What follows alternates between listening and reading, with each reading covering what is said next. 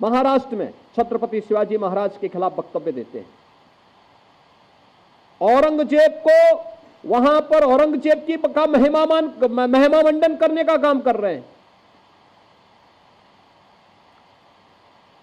आपको याद होगा 3 वर्ष पहले जब हम लोग प्रदेश के अंदर रन फॉर यूनिटी के रूप में लौह पुरुष सरदार वल्लभ भाई पटेल के जन्मदिन के कार्यक्रम के साथ जुटे हुए थे, तो समाजवादी पार्टी उस दिन भारत के तोड़क जिन्ना का महिमा मंडन समाजवादी पार्टी के मुखिया कर रहे थे।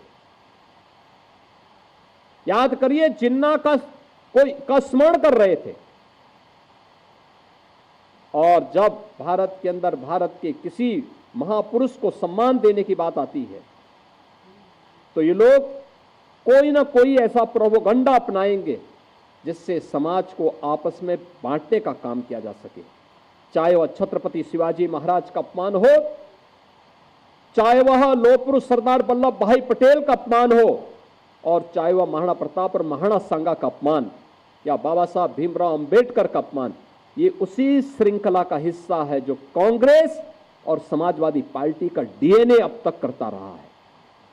ये लगातार इस षड्यंत्र के हिस्से रहे हैं। लेकिन जब चुनाव आता है तो चुनाव के समय ये लोग कोई एक फर्जी पुस्तिका हाथ में रख करके बाहर ही प्रिंट करवा करके, भारत का संविधान उसमें प्रिंट करवा करके, और फिर जगह जगह जाकर के जनता के सामने किस तरीके से एक मायाजाल फैलाने का काम करते हैं, आपने गत लोकसभा चुनाव में देखा होगा। किस किस प्रकार के वक्तव्य इन्होंने दिए, कैसे कैसी बातें इन्होंने उस समय कही, ये किसी से छुपा हुआ नहीं है।